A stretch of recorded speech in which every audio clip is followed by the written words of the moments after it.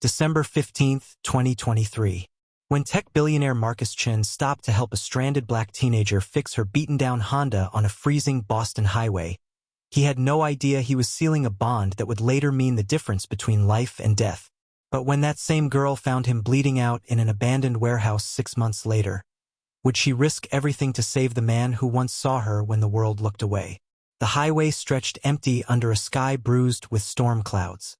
Rain hammered the asphalt in sheets, turning the Chicago Expressway into a river of reflected headlights and brake lights. Most drivers kept their eyes forward, hands tight on steering wheels, eager to escape the downpour and reach the warmth of home. Richard Hayes sat in the back of his Tesla Model S, barely noticing the weather. His driver navigated the slick roads with practiced ease while Richard scrolled through acquisition reports on his tablet. Another company to purchase, another board to reorganize, another quarter where his software empire expanded while he felt increasingly hollow. At 42, Richard Hayes had everything wealth could buy. Penthouse apartments in 3 cities, a jet waiting at O'Hare, invitations to galas where champagne flowed and everyone wanted 5 minutes of his time.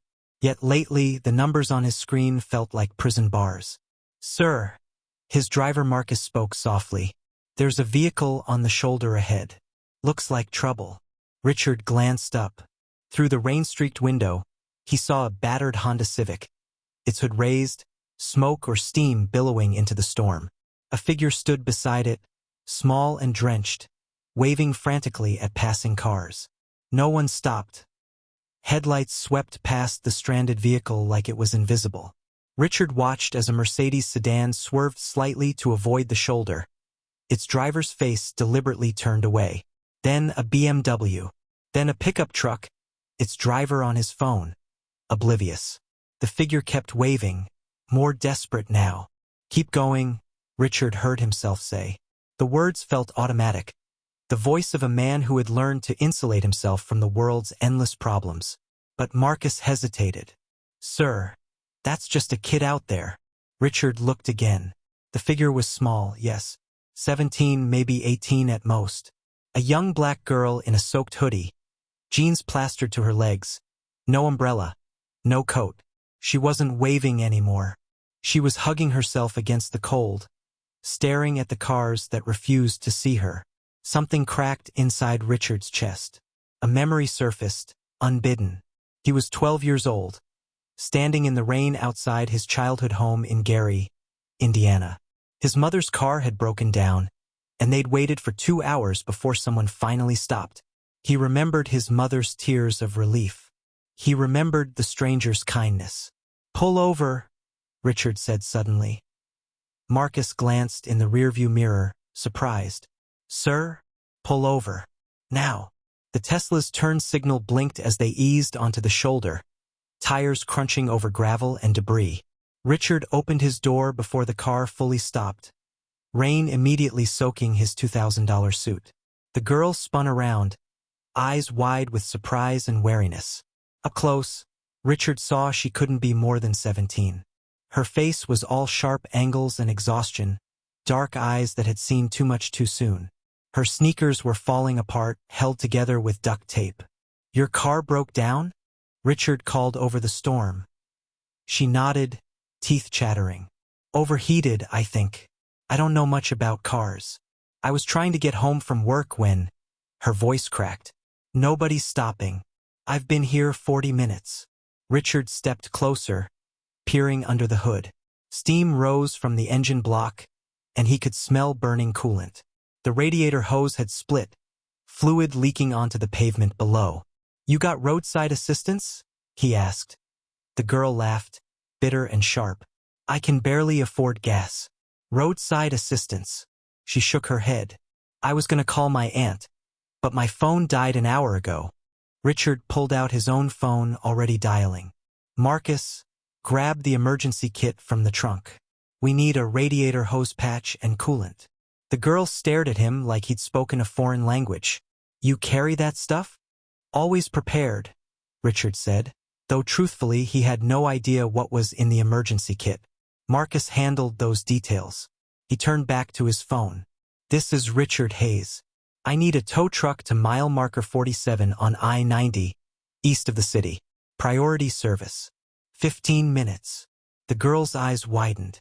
I can't pay for a tow truck. You're not paying for anything, Richard said flatly. What's your name? She hesitated, suspicion warring with desperation on her young face. Keisha. Keisha Morgan. Well, Keisha Morgan. Let's get you out of this rain. Marcus appeared with an umbrella, holding it over Keisha while Richard examined the engine more closely. The damage was worse than he'd thought. Even with a temporary fix, this car wouldn't make it far. Where do you live? Richard asked. South Side, Englewood. Richard knew the neighborhood, one of Chicago's hardest-hit areas, where poverty and violence intertwined like barbed wire. He'd donated to nonprofits there, written checks at fundraisers, but he'd never actually set foot in those streets. That's 40 minutes from here, he said. This car won't make it. Keisha's face crumpled. For a moment, she looked like she might cry, but she bit her lip hard, forcing the emotion back. Then I'll figure something out. I always do. The words hit Richard harder than they should have. He saw himself in her, the stubborn pride of someone who'd learned never to ask for help because help never came. Get in the Tesla, he said. We'll drop you home. I can't leave my car here. It'll get stripped by morning. Richard glanced at the Honda. It was already half stripped, from the look of it. Mismatched tires, cracked windshield, bumper held on with zip ties. But he saw what it meant to her. Not just transportation. Survival. Independence. The tow truck will take it to a garage I know. They'll fix it properly. No charge. Keisha's eyes narrowed. Why would you do that? You don't even know me. It was a fair question. Richard didn't have a good answer. He thought of the board meetings, the acquisitions, the endless climb toward more money, more power, more nothing. He thought of the hollow ache that followed him through his days. Someone helped me once, he said quietly. A long time ago. Maybe it's time I returned the favor. For a long moment, Keisha studied his face, searching for the angle, the trap, the hidden cost. But Richard met her gaze steadily, rain streaming down both their faces. Finally, she nodded. The tow truck arrived exactly 15 minutes later. Richard spoke briefly with the driver, passing him a business card and crisp instructions. Then Marcus opened the Tesla's rear door, and Keisha climbed inside, dripping water onto leather seats worth more than her car. As they pulled back onto the highway, Keisha stared out the window, her reflection ghostly in the glass. You really Richard Hayes? The software guy? That's me. I read about you in school. You built your company from nothing. From something, Richard corrected. From determination and luck and standing on the shoulders of people who believed in me. Keisha fell quiet, processing. Outside, Chicago's skyline emerged through the storm, towers of steel and glass rising like monuments to ambition. But Richard wasn't looking at the skyline. He was looking at the girl beside him, 17 years old and fighting the world alone. And for the first time in months, the hollow ache in his chest felt a little less vast. He had no idea that 6 months from now, this stranger would hold his life in her hands. The Tesla glided through streets that narrowed with each mile, leaving behind the gleaming towers of downtown Chicago. Keisha watched the transition through the window, her neighborhood approaching like a different country. Boarded windows replaced boutique storefronts. Graffiti marked territory on crumbling brick. Groups of men stood on corners despite the rain, their eyes tracking the expensive car with interest. Marcus's grip tightened on the steering wheel. Richard noticed but said nothing. Turn left on Halstead, Keisha said quietly, her voice smaller now. She seemed to shrink as they entered her world, as if wealth and poverty couldn't occupy the same space without one diminishing the other. They passed a convenience store with bars on the windows, a laundromat where a woman wrestled wet clothes into a cart, a church with a hand-painted sign promising salvation. Richard had seen neighborhoods like this in documentaries, read about them in reports, but statistics didn't capture the weight of it, the way hope seemed rationed, doled out in portions too small to sustain life. Here, Keisha pointed to a 3-story apartment building, its yellow paint peeling like old skin. A chain-link fence surrounded a courtyard where a rusted swing set stood sentinel over cracked concrete. "You can just drop me at the corner. We'll take you to the door," Richard said. "No, really, it's fine." But Marcus was already pulling up to the building. Through the rain, Richard saw faces at windows, curtains pulled aside, neighbors watching. A Tesla in Englewood drew attention like blood in water. Keisha's hand was on the door handle when Richard stopped her. "Wait." He pulled a business card from his wallet, writing a number on the back. "My personal cell. When your car's ready, call me. I'll have it delivered." She stared at the card like it might bite her. "Why are you being so nice?" Richard thought about his penthouse apartment, how he'd stopped noticing the view from the 40th floor, how he'd stopped noticing most things. Maybe I needed a reminder that the world is bigger than my bubble. Keisha tucked the card into her pocket, though doubt still clouded her face. "Thank you, Mr. Hayes. For real." She climbed out, then hesitated, leaning back in. "But you should know. People here, they'll think you're trying to buy something. Clear your conscience or whatever. Rich people always want something." The words stung because they were true. How many charity galas had Richard attended, writing checks while eating $50 steaks? How many times had he confused money with compassion? "Maybe I am trying to buy something," he said honestly. "Maybe I'm trying to buy back a piece of my humanity." Keisha studied him with those old young eyes, then nodded slowly. She understood that kind of honesty. She slammed the door and ran through the rain toward her building, disappearing into the shadows of the entrance. As Marcus pulled away, Richard watched the neighborhood recede in the rearview mirror. He thought about Keisha's aunt waiting inside that apartment, probably working 2 jobs just to keep the lights on. About Keisha herself, 17 and navigating a world that had already decided she didn't matter. His phone buzzed. A text from his assistant. "Board meeting rescheduled to 7 a.m. tomorrow. Drinks with investors tonight at 9. Your tux is pressed." Richard deleted the message without responding. "Sir." Marcus's voice broke his thoughts. "If you don't mind me saying, that was a good thing you did tonight. Was it?" Richard stared at the rain streaking across the window. "Or did I just make myself feel better for 20 minutes before going back to my life?" Marcus was quiet for a long moment. "My daughter's about that girl's age. Same neighborhood, different city. If she broke down on a highway in the rain," his voice caught, "I'd want someone to stop. I'd want someone to see her as human, not invisible." Richard nodded, the weight of the evening settling into his bones. He'd spent 15 years building an empire, insulating himself from the world's sharp edges. Tonight, a 17-year-old girl had reminded him those edges cut real people, drawing real blood. His phone buzzed again. The investors, the board meeting, the endless machine of wealth and power, grinding forward whether he felt hollow or not. But Richard found himself thinking about Keisha's face when he'd handed her his card. That mixture of hope and suspicion, the learned wariness of someone who'd been disappointed too many times to trust easily. He wondered if she'd actually call when her car was ready. He wondered if this brief intersection of their worlds meant anything beyond a moment of rain-soaked charity. He had no way of knowing that 6 months from now, that business card would be the thread connecting his life to hers in ways neither could imagine. That the kindness he'd shown on a storm-dark highway would return to him in his darkest hour. The Tesla merged back onto the expressway, carrying Richard toward the gleaming towers of his life while Keisha climbed the stairs to hers. 2 worlds, briefly touching, soon to collide.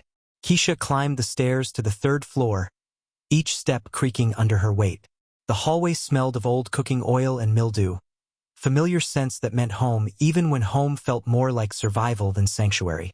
She pulled out her keys, hands still trembling from cold and adrenaline. The door swung open before she could turn the lock. "Where have you been?"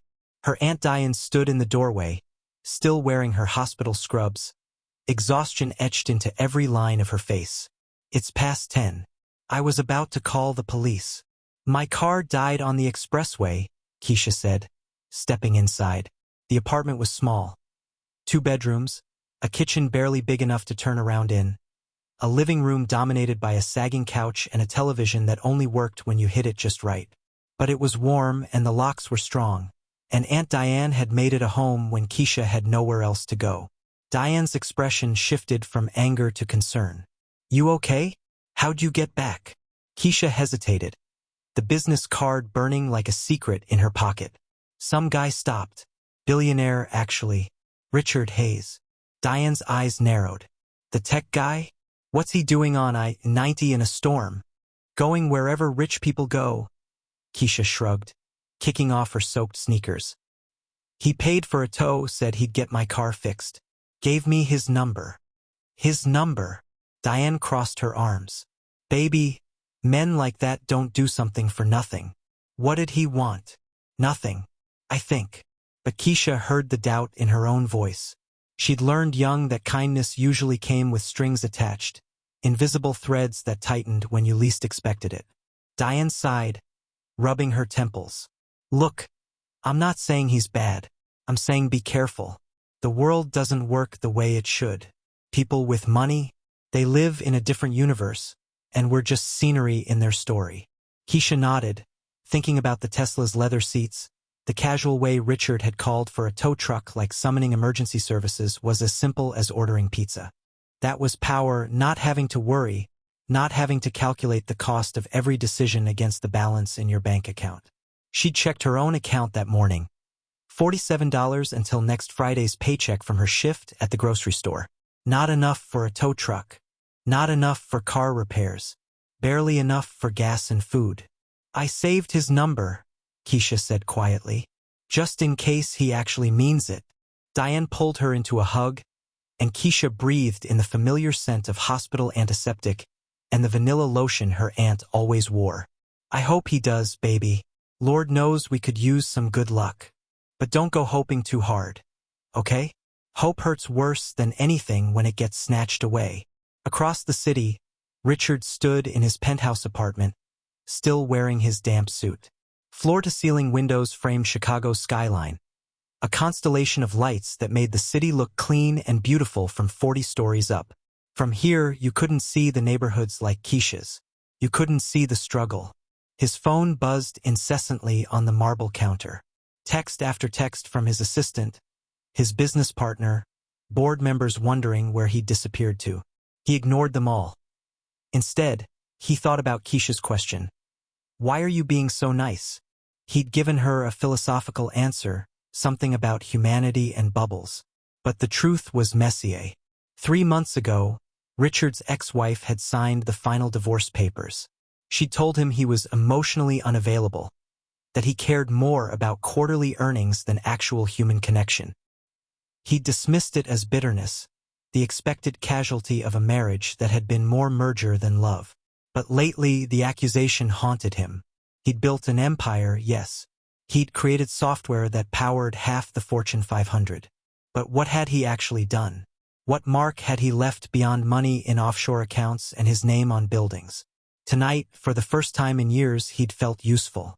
Not because he'd written a check or attended a fundraiser, but because he'd gotten his hands dirty, literally, fixing a radiator hose in the rain. Because he'd looked a frightened teenager in the eye and seen her as a person, not a statistic. His phone rang.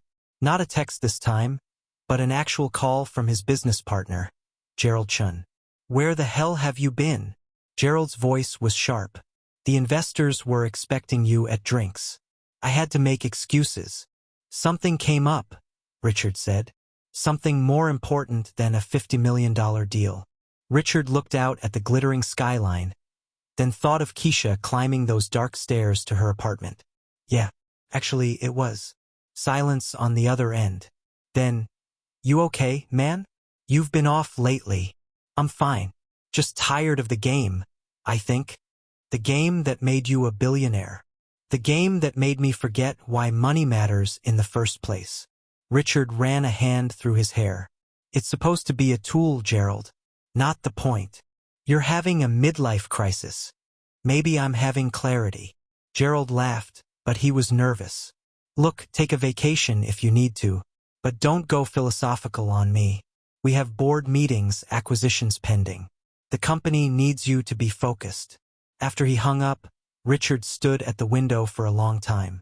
The city stretched below him, millions of lives unfolding in apartments and houses and street corners. How many of them were like Keisha, working multiple jobs, patching together survival with duct tape and determination? How many of them had he driven past without seeing? His assistant had left a folder on the kitchen counter. Proposals for next quarter's charitable donations. Richard flipped through it. Galas, foundations, causes with glossy brochures and celebrity endorsements. All worthy, all safe, all distant enough that he'd never have to see the actual people his money was supposedly helping. He thought about Keisha's eyes when she'd asked why he was being nice. That wariness born from a lifetime of broken promises. Richard pulled out his phone and typed a message to his mechanic. The Honda Civic coming in tomorrow, full restoration. New engine if needed. Best parts. Bill me directly, and have it detailed when you're done. Then he added, and put a full tank of gas in it. He hit send before he could second-guess himself. Maybe Diane was right. Maybe rich people lived in a different universe. But tonight, for a few hours, Richard had crossed the divide. He'd stepped into Keisha's world, seen its sharp edges and stubborn resilience. And something inside him had shifted that he didn't know that 6 months from now. That shift would be the only thing standing between him and death. That the connection forged on a rain-soaked highway would become a lifeline neither of them could have predicted. Two people, two worlds. One moment of kindness that would echo forward in ways neither could imagine. The city glittered below, indifferent to the quiet revolution beginning in Richard Hayes's heart. 5 days later, Keisha's phone rang during her lunch break at Morrison's grocery. She was restocking shelves in aisle 7, her back aching from lifting boxes since 6 that morning. The number on the screen was unfamiliar. Hello? Is this Keisha Morgan? A woman's voice, professional and warm. This is Sandra from Premium Auto Care. Your vehicle is ready for pickup. Keisha nearly dropped the phone. Already? I thought it would take weeks. Mr. Hayes requested priority service. We've replaced the radiator, installed a new battery, fixed the exhaust system, and completed a full tune-up. The car runs like new. How much do I owe? Nothing, miss. It's been handled. Keisha's throat tightened. She'd half convinced herself Richard's promise had been empty words, the kind wealthy people said to feel good about themselves before forgetting entirely. But he'd actually followed through. There's more, Sandra continued. Mr. Hayes arranged for delivery to your address. We can have it there by 6 tonight if that works. He didn't have to do that. He insisted. Said something about you deserving reliable transportation. Sandra paused. Between you and me, in 20 years of running this shop, I've never seen anyone go this far for a stranger's car. You must have made quite an impression. After hanging up, Keisha stood in the grocery aisle, staring at her phone. The business card was still in her wallet, creased from being folded and unfolded a dozen times. She'd memorized the number but hadn't called, too afraid of seeming needy or entitled. Now she pulled it out, her thumb hovering over the digits. Around her, shoppers pushed carts past pyramids of canned beans and towers of cereal boxes. Mrs. Patterson from 2 buildings over waved, her cart full of discount items. Young mothers counted change at the register. This was Keisha's world, careful calculations, stretched budgets, gratitude for small mercies. She dialed before she could lose her nerve. Richard answered on the second ring.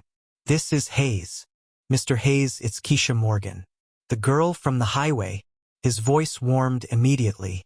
Keisha, I was hoping you'd call. Did the garage reach you? Yeah, they said. She swallowed hard. They said you fixed everything. That's too much. I can't accept. You can, and you will, Richard interrupted gently. Consider it an investment in your future. You can't get to work without reliable transportation, and you can't build a future without work. It's practical, not charity. It feels like charity. Then feel however you need to feel, but take the car. Please. His voice softened. You helped me more than you know that night. Let me help you back. Keisha blinked against sudden tears. I didn't do anything. You're the one who stopped. You reminded me why stopping matters. The words hung between them, carrying weight Keisha didn't fully understand. She heard something in his voice. Not pity, but genuine gratitude, as if she'd given him something valuable instead of the other way around. "Thank you," she whispered. "Really, I don't know how to thank you enough. Drive safe. That's all the thanks I need."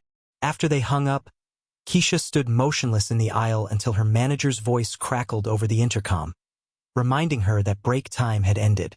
She returned to stocking shelves, but her mind was elsewhere, turning over the strange kindness of a billionaire who'd crossed into her world and actually kept his word.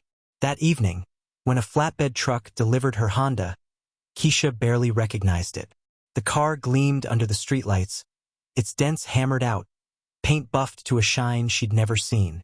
When she turned the key, the engine purred instead of coughing. The dashboard lights all worked. The radio played without static. Aunt Diane stood beside her, arms crossed, studying the car with suspicious eyes. He really did all this? Everything. New parts, full restoration. Keisha ran her hand along the hood, still warm from the drive. Why would he do this? Maybe he's exactly what he seems, Diane said slowly, though doubt still colored her tone.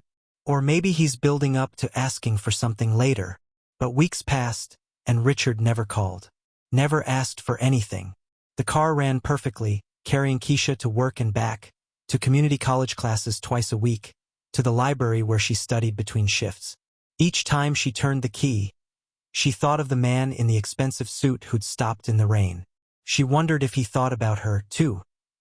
Richard did think about her, more than he'd expected. He'd returned to his routine.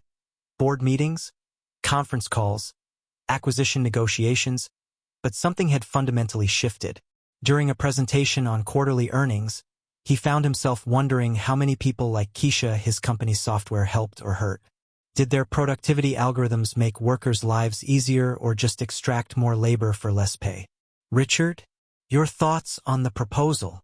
Gerald's voice snapped him back to the present. "Sorry, what?" Concerned glances circled the conference table. Richard Hayes didn't zone out during meetings. He was legendary for his focus, his ability to process information and make razor-sharp decisions. "The layoffs," Gerald repeated slowly, "to improve margins. We're proposing cutting 300 positions from customer service." Richard looked at the spreadsheet projected on the wall. 300 jobs eliminated, translated into percentage points of profit increase. He thought of Keisha working at Morrison's grocery, of Aunt Diane in her hospital scrubs, of Marcus driving his Tesla while worrying about his daughter. "No," he said. "No layoffs. Find another way to improve margins. Cut executive bonuses if necessary, but not jobs." Richard closed his laptop. 300 people losing income isn't an acceptable solution to a problem we created with inefficient spending at the top. Stunned silence filled the room. Gerald cleared his throat. "Richard, can we talk privately?" In Gerald's office, his partner closed the door and leaned against his desk.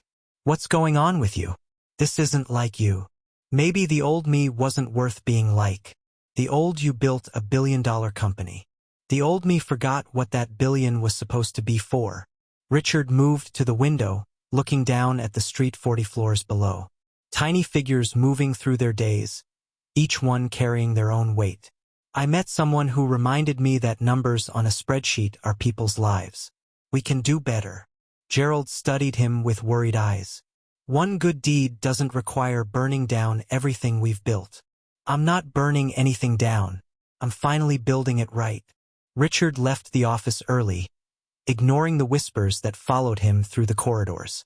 In his car, he pulled out his phone and stared at Keisha's number. He'd saved it after their last call, though he hadn't used it. He wanted to call to ask how the car was running, to hear her voice. But he worried it would seem strange, this billionaire checking in on a teenager he'd helped once. So he pocketed the phone and drove home, not knowing that in 6 months, circumstances would force them back together in the most unexpected way possible. Not knowing that the investment he'd made in Keisha's car was actually an investment in his own survival. The city stretched around him, millions of lives intersecting and diverging, connections forming and breaking like threads in an enormous tapestry. And somewhere in that tapestry, two threads were pulling tighter, drawing toward a moment that would change everything. 3 months passed. Winter settled over Chicago like a held breath, frost painting windows and turning sidewalks into ice rinks. Keisha's restored Honda handled the weather beautifully, never failing to start even on the coldest mornings. Every time she drove it, she felt a strange mixture of gratitude and guilt. Grateful for the gift, guilty that she'd done nothing to earn it. She'd started her spring semester at Harold Washington College, taking night classes in business administration while working days at the grocery store. Aunt Diane called it building a ladder out of the neighborhood. Though Keisha knew thousands climbed that ladder and never made it out, still she climbed. One February evening, driving home from class through light snow, Keisha's headlights caught something unusual on the industrial road near the old meatpacking district. A black sedan sat at an odd angle near an abandoned warehouse, driver's door hanging open, interior light glowing weakly. Something felt wrong. Keisha's first instinct was to keep driving. This neighborhood was worse than hers.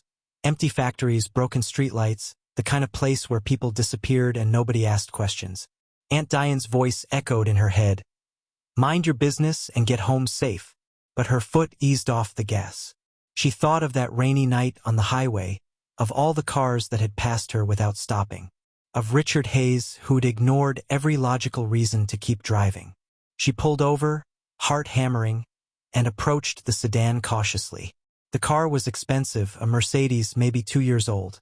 But the windshield was cracked, spiderwebbing from an impact point. The airbag had deployed. Blood smeared across the steering wheel. "Hello," Keisha called out, her voice swallowed by the falling snow. "Anyone there?" A trail of blood led from the car toward the warehouse, dark drops already freezing on the pavement. Fresh. Recently, someone was hurt and had gone inside. Every survival instinct screamed at Keisha to get back in her car and call 911. Let professionals handle whatever nightmare was unfolding here. But she thought of how it felt to be alone and desperate, waiting for help that might never come. She pulled out her phone, no signal. The warehouse walls were too thick or the location too remote. Keisha followed the blood trail. The warehouse door hung partially open, rust flaking from its hinges.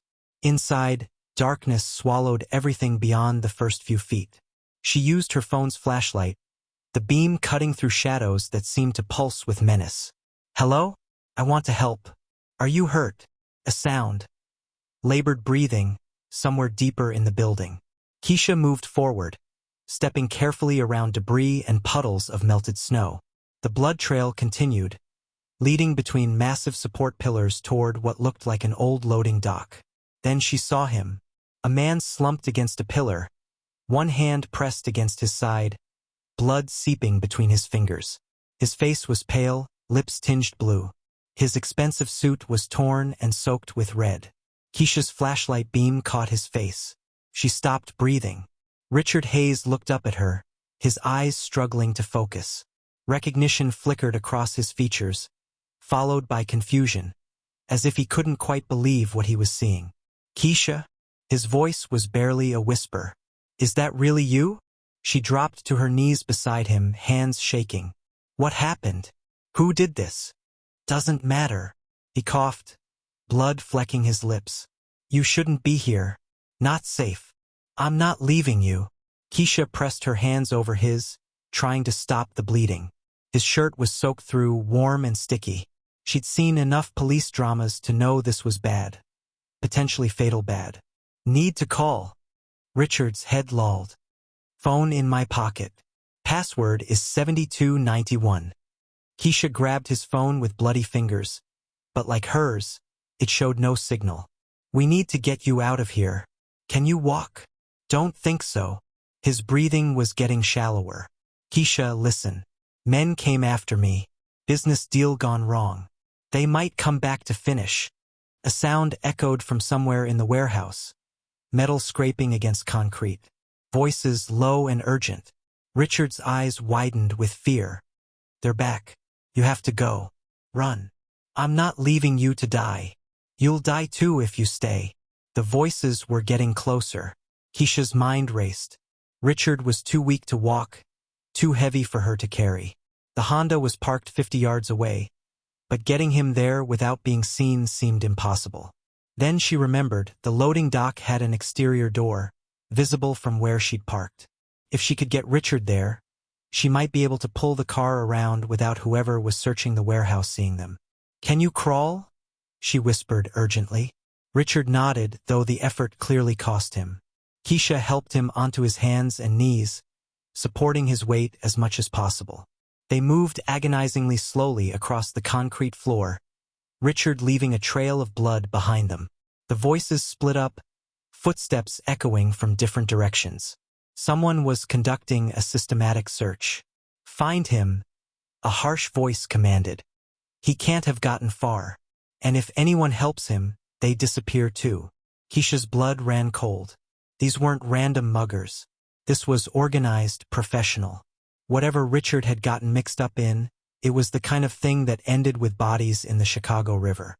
They reached the loading dock door. Keisha eased it open, wincing at the creak of hinges. Outside, snow fell harder now, a curtain of white that might provide just enough cover. "Stay here," she whispered. "I'm getting the car." Richard grabbed her wrist, his grip surprisingly strong. "If they see you, drive away. Don't look back. Promise me." "Not a chance." She sprinted through the snow to her Honda, keys already in hand. The engine started with a quiet purr. Richard's mechanics had done their work well. She pulled around to the loading dock, keeping her headlights off, guided only by the dim security light above the door. Richard had managed to drag himself to the edge of the dock. Together, they got him into the back seat. His blood soaking into the upholstery Keisha had kept immaculate for months. "Hospital," Richard gasped. "St. Mary's, 20 minutes east. That's too far. You need no police, no local hospitals." His eyes locked onto hers, desperate and clear despite the pain. "They'll find me. They have connections everywhere. St. Mary's is safe. I have people there." Behind them, a door slammed open. Flashlight beams cut through the darkness, sweeping across the warehouse interior. "Out here!" someone shouted. "Fresh tire tracks." Keisha hit the gas. The Honda's tires spun briefly on ice before catching, launching them forward into the snowy night. In the rearview mirror, she saw figures emerging from the warehouse, and then they were gone, swallowed by darkness and falling snow. Richard lay across the back seat, his breathing ragged. "You came back," he whispered. "Why did you come back?" Keisha's hands were white-knuckled on the steering wheel, her heart pounding so hard she thought it might break through her ribs. "Because you stopped for me. Because someone has to break the cycle of people looking away." Richard's laugh turned into a cough. "Guess we're even now." "Not even close. You saved my life with that car. Now I get to save yours." She pressed harder on the accelerator, the Honda carrying them through the storm toward St. Mary's, toward safety, toward a future neither of them had expected. Behind them, in the warehouse district, men with guns and dark intentions searched in vain for the billionaire who'd vanished like smoke, and the girl they'd never see coming. The highway stretched before them, a ribbon of black ice and swirling snow. Keisha's knuckles ached from gripping the steering wheel, her eyes straining to see through the storm. The windshield wipers worked overtime, clearing just enough visibility to keep them from careening off the road. In the back seat, Richard's breathing had become shallow and irregular, each exhale ending with a wet rattle that made Keisha's stomach clench with fear. "Stay with me," she called over her shoulder. "We're almost there." "Liar," Richard whispered, but there was affection in his voice. 20 minutes, you said. Been 5. Then I'll drive faster." She pressed the accelerator, the Honda responding instantly. The engine Richard had replaced hummed smoothly, powerful and reliable even in conditions that would have left her old car sputtering. The irony wasn't lost on her. She was using his gift to save his life. "Talk to me," Keisha said, needing to keep him conscious. "Tell me what happened. Why are those men after you?" Richard coughed, the sound wet and painful. "Business partner, Gerald. We had a disagreement about company direction. Turns out he had other investors. Dangerous ones. Gerald Chun? The guy from your company. Do you remember his name? I looked you up after you fixed my car. Read every article I could find. Keisha took a sharp turn, the tires holding steady. Your partner did this to you? Not directly, but he told the wrong people I was blocking their access to our software. They wanted to use our security systems for, let's just say, illegal purposes. Richard's voice was fading. I said no. They don't like no. Keisha's mind raced. Richard Hayes had stopped on a rainy highway to help a stranger, had spent thousands fixing her car, and had changed his entire business philosophy. And his reward was betrayal and a knife in the ribs. That's not fair, she said fiercely. Fairness is a luxury the powerful pretend exists. Richard shifted, groaning with pain. But you already knew that, didn't you? She did. She'd known it every time she'd watched Aunt Diane work double shifts and still struggle to pay rent. Every time she'd been followed in stores by security guards who assumed her skin color meant she was stealing. Every time she'd applied for scholarships and been told there wasn't enough funding. When we get to the hospital, Keisha said, you're going to tell the police everything. Gerald and those men, they can't get away with this. Police won't help. Gerald's got connections. Judges, prosecutors. Richard's laugh was bitter. Money buys a lot more than cars, Keisha. It buys silence, compliance, justice itself. Then we'll find someone who can't be bought. Spoken like someone who still has hope. But his tone wasn't mocking. It was grateful, as if her belief in justice was a lifeline he desperately needed. The GPS showed 12 minutes to St. Mary's. Keisha pushed the Honda harder, weaving between slower traffic. Snow accumulated on the hood, but the car never faltered. Your car, Richard murmured. Is it running well? Like a dream. I wanted to thank you properly, but I didn't know how. Didn't want to seem like I was asking for more. You never asked for anything. That's what made it easy to give. He was quiet for a moment. I was drowning, Keisha, in money and success and emptiness. That night on the highway helping you, it was the first time in years I felt like I mattered for something real. Tears blurred Keisha's vision. She blinked them away angrily, needing to see the road. You matter now, so stay alive. Behind them, headlights appeared. A black SUV, moving fast despite the weather. It closed the distance with predatory speed. Keisha's heart jumped into her throat. Richard, we've got company. He tried to turn his head, wincing with the effort. How close? Too close.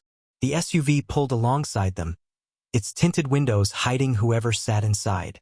For a moment, they drove parallel, and Keisha saw her own terrified reflection in the dark glass. Then the SUV swerved, slamming into the Honda's side. Metal shrieked. The impact threw Keisha against her seatbelt, the steering wheel jerking in her hands. She fought for control, the Honda fishtailing on ice. Hold on, she shouted. The SUV struck again, harder this time. The Honda's wheels skidded, catching at the edge of the shoulder. For a heart-stopping second, Keisha felt them tipping, the world tilting sideways. She spun the wheel into the skid, a technique her driver's ed teacher had drilled into her years ago. The Honda righted itself, tires grabbing asphalt just in time. They're trying to run us off the road, Richard gasped. Keisha, you have to let me out. Save yourself. Shut up. She floored the accelerator. The Honda surged forward with surprising power. The rebuilt engine roared, and suddenly they were pulling away from the SUV. Keisha wove through traffic, using every gap, every opening. The car responded like it was reading her mind, handling each sharp turn with precision. Behind them, the SUV struggled to keep pace, its heavier frame less nimble in the storm. Where did you learn to drive like this? Richard asked, wondering about cutting through his pain. Video games and desperation. Keisha took an exit ramp at dangerous speed, the Honda's tires holding firm. Plus, this car you built for me? It's incredible. The exit led them onto surface streets. Keisha killed her headlights and turned sharply into an alley. Then another, navigating the maze of Chicago's industrial district by memory and instinct. She drove 3 blocks before pulling behind a closed restaurant, engine idling, lights off. They waited in darkness, Richard's labored breathing the only sound besides the tick of cooling metal. The black SUV screamed past on the main road, searching. Keisha counted to 60, then pulled back onto the street, heading toward St. Mary's by a different route. Her hands were shaking so badly she could barely hold the wheel, but she didn't stop. Couldn't stop. "You're incredible," Richard whispered from the back seat. "You know that. I'm terrified. Brave people usually are. That's what makes it brave." The hospital's lights appeared through the snow like a beacon. Keisha pulled up to the emergency entrance, laying on the horn. Orderlies rushed out with a gurney. "Stab wound," Keisha shouted as they loaded Richard. "He's lost a lot of blood, and there are men after him, dangerous men." One of the orderlies, an older man with kind eyes, nodded sharply. "We've got him. Mr. Hayes has friends here. He'll be safe." They wheeled Richard through the automatic doors. He reached out, grabbing Keisha's hand as they moved. "Don't leave," he said. "I'm not going anywhere. Promise me. Those men, they'll come looking. Let them." Keisha squeezed his hand. "I stopped for you once. I'm not abandoning you now." The orderlies pushed through another set of doors marked "Authorized Personnel Only." A nurse gently but firmly stopped Keisha from following. "You saved his life getting him here," the nurse said. "Now let us finish the job. There's a waiting room down the hall. You'll be safe there." Keisha watched through the small window as they wheeled Richard into surgery, his blood staining the white sheets. Then the doors swung shut and he was gone. She walked to the waiting room on legs that felt like water, collapsed into a plastic chair, and finally let herself shake. Her hands were covered in Richard's blood. Her car, his gift, was dented and scraped from the SUV's attacks. But they were alive. Both of them, against impossible odds, were alive. Outside, the storm continued to rage. And somewhere in the city, dangerous men were searching for the billionaire who'd defied them and the girl who'd stolen him from their grasp. But in that moment, in the fluorescent glow of the hospital waiting room, Keisha closed her eyes and breathed. She'd saved Richard Hayes' life, just like he'd once saved hers. The circle was complete. For hours later, a surgeon emerged through the double doors, still wearing blood-stained scrubs. Keisha jumped to her feet, her heart in her throat. "He's stable," the doctor said, and Keisha's knees nearly buckled with relief. The blade missed major organs by centimeters. "Another 10 minutes and we would have lost him. You saved his life getting him here when you did." Keisha nodded, unable to speak past the lump in her throat. "He's asking for you. Room 412. Richard looked small in the hospital bed, tubes and monitors surrounding him like technological guardians. His face was pale, but his eyes were clear when they found Keisha standing in the doorway. "You stayed," he said softly. "Told you I would." She moved to his bedside, suddenly uncertain. "How are you feeling?" "Like I got stabbed." His smile was weak but genuine. "But alive thanks to you."